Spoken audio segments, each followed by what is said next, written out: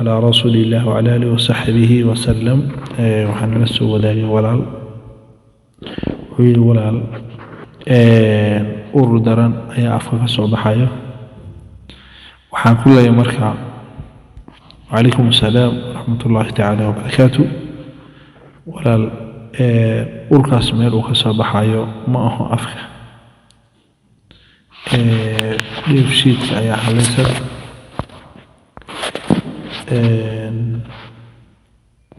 أركاس ميل وكصباحية وجوده marka waxaa la sheegaa ama waxay xaaladda tahay waa gaasas dheefshiidkii inuu wax burburiyo la rabay ayaa cuntada burburinaya. Cuntadii ayaa marka khamiir bay noqonaysaa. meeshii la rabay inay xaar iyo nafaqo isku beddesho meel bay iska tuuranaysaa, way khamiiraysaa. marka shaqo la'aan ayaa jirto. madi kale oo dadka ogeyn oon ugu daray waxaa weeye waxaa jiro dheefshiidkan waxaa helayo waxyaalaha sixirka iyo isha. biyaad sugaysay dariskaada dhan biyaa u socdo, adi biyo kuma socdaan. tuubadaadi qashin baa galay, qashin waa inaad fuundi u wacdo oo mataqaana qashinkii lagaa bixiyo kabacdaysaa biyo kugu imaadaan. waxyaalaha marka nin dhalinyaro ama gabar dhalinyaro oo waxaas ka sheeganaysa dad aragtaan, walaalayaalow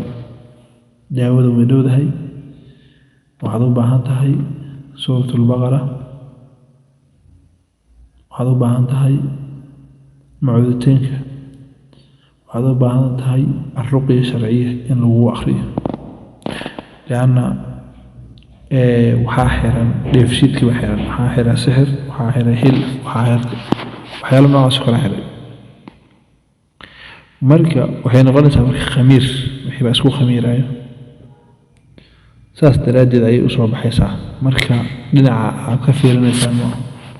qofkii maanta dhan ku cadaysan. النبي صلى الله عليه وسلم يقول لي لولا أن أشق على أمتي لأمرتهم بالسواك عند كل صلاة. صلاة والبا أمضي هدايا خب دب وقبغين يعني دب كون وقتا خبغين وان أمر الله واجب كده لها إني صلاة والبا شنت صلاة لحد صبا ووحفي على هذه وحوية ومظهرة للفم أصل ظاهر وخليئة ومرضاة للرب ربي غنى ورها لجريئة. أيضا ساستعي وحو حاجر كدرية وحيرات كدرية وحان لهني رقية شرعية وبهي انتظى متقنا قوها لوضي قمير كنبطي مركب مشكلة حيكي إمادا وديفشيتك. مشكلة وحاوية وديفشيتك.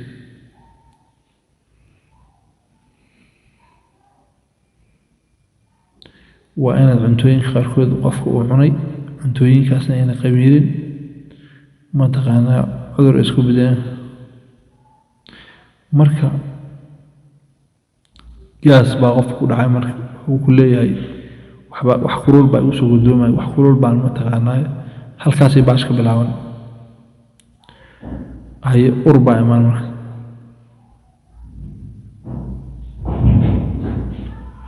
مركا عنتوين waxaa jira waqti dheer qaadanaya inay burburaan. marka waa qofku inuu kala fahmo cuntada xilli dheer burburayso adoo cunto xilli dheer burburayso isticmaalay baa haddana mataqaanaa tug kale haddana ka sii damcuni. waa imtixaan islama soconna annaga markay gaajin qabataan wax dejinaa, wax fudud iyo wax adagna waan isku darnaa. xalooshanadii anaga nadaam malihin, xalooshanada nadaamka ka hadlaaday. marka nidaam la'aantaas ayaa ayadana waxay u tahay daliil marka cuntada waa inay hesho jaanis ay wax ku burburiso jaanis ay mataqaanaa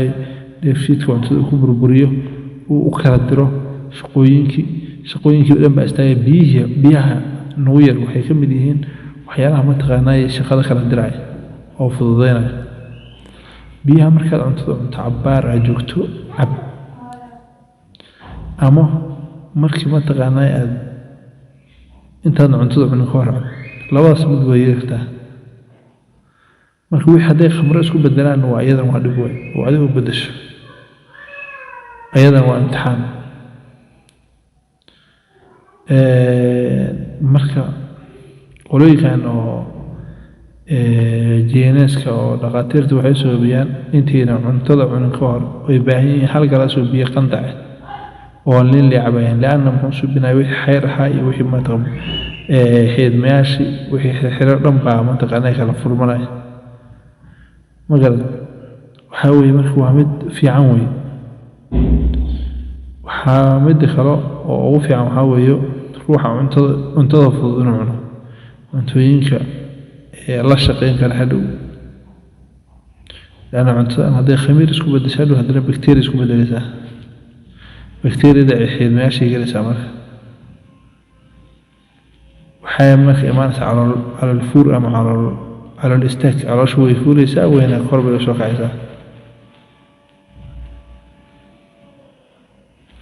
wuxuu qofka sheeganaya marka dibiro wuxuu ka sheeganaya qofkii shuban wuxuu ka sheeganayaa inuu mataqaanaa miisaankiisii oo iska baaba'ayo wuxuu ka sheeganaya qofkii tabardarro daawooyinka marka ma aho daawadan annaga fiiri maalin baa waxaa dhacday meel farmashiyaan istaaga wax yar dadka caadi maaragtay sida loo qaatay yaanyada iyo bariiska iyo burka iyo waxyaalaha oo la dhaho daruuriyaadka waxyaalaha lagama maarmaanka sida loo isticmaalay u isticmaalaya dadka daawada war daawada waxaa loo qaataa walaalow marka inta badan xanuunada annagaa keeno xanuunada waa abuuraysaa adaa abuurayo balaayaad iska dharjisay waad quraacatay waad qadaysay maantoo dhan waa farikudiri fadhiday shaah mataqaanaa 20 koob cabtay sonkorta kuma qiyaasno biyo ma cabaysid wallaahi soomaalida way dayacan aad bay u dayacan dadka dayacan wuxuu ka imaaday dhinacii cibaadadii dhinacyadii kale waxyaalahaas meelahaas ka imaaday markuu halkaas ka imaaday kabacdi ayaa howlaha kale haddana bilowdeen marka daawooyinka marka daawooyinkaas markuu qofku isticmaalo waxaa imaanaysa inuu qofka miisaankiisii uu dhaqso ku baabo ama qofka mataqaanaa uu tabardarro dareemo wax badan uu taagnaan karin bakteeriyada mataqaanaa waxay ku dhalanaysaa marka calooshii maqaarkii way usoo gudbaysaa calooshii bay usoo gudbaysaa marka wax cuntadii wixii hawshaas oo dhan maxay ka imaaday cunto burburin la'aan haye qofka calool fadhi waa ku dhacaya calooshii waa iska istaagaysa xaarkii waa iska koraya mataqaanaaye oo xiidmihii weynaa oo bangareska oo waday ayaa mataqaanaaye meesha wuu buuxaa bakteeriya xaalad isku bedelay markaas ayaa waxaa imaanayso ur baa imaanaya urkii marka waxuu ka soo baxaya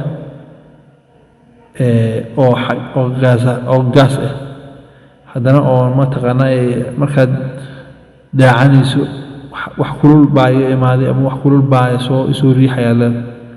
qofka kuu sheekeyna uma sheekin karti xanuun buu hawsha isku bedelaysaa marka halkaasna waxay ka imaaday dheefshiidkii oo si wacan u shaqeyn waayo shaqo joojin buu suugiyey shaqadii burburinta ayuu joojiyey waxaa marka ziyaadayso oo inay kobcdo bakteeriyadii haye waxaa imaanaya xanuun oo mataqaanaaye inuu barar keeno dheefshiidkii bararo marka xaaladda ay isku bedesho haddana neefta ay ku dhifto inaad neefta soo bixin weydo waxaa imaanaysa marka xiidmayaashii oo ayagana qalqal ku imaado qofkii oo mataqaanaa calool dibiraad gaas dareemo daawo ku nool marka daawo un daba ordo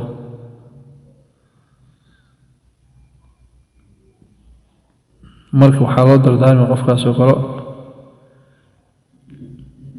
qofku wuxuu yeelanayaa marka dibiro joogtee wuxuu yeelanayaa lalabo wuxuu yeelanayaa shuban ama wuxuu yeelanayaa mataqaanaa calool fadhi oo joogto saxaradii oo soo raaca dhiig haye miisaan yari ama miisaan uuna mataqaan dareemin qandho joogto madax xanuun iyo murqo xanuun ayuu dareemi xaaladii sii bedelaysaa waxay noqonaysaa xaalad uu qofkii uu sariir uu liqdo marka hawshaas oo dhan waxay ka imaaday cunto xumo marka insha allahu tacaala cuntooyinka noo fiican daawooyinka fiican daawo hadda xanuunkan ugu daran oo hadda aan ka sheekeynaynay oo urka afka ka soo baxayo iyo neefta la-aanta daawoyin u fiicanaa jiro ayagana insha allahu tacaala lambarka hoos ku qoran ayagala soo xiriirisaan waan ka saaciidi doonaa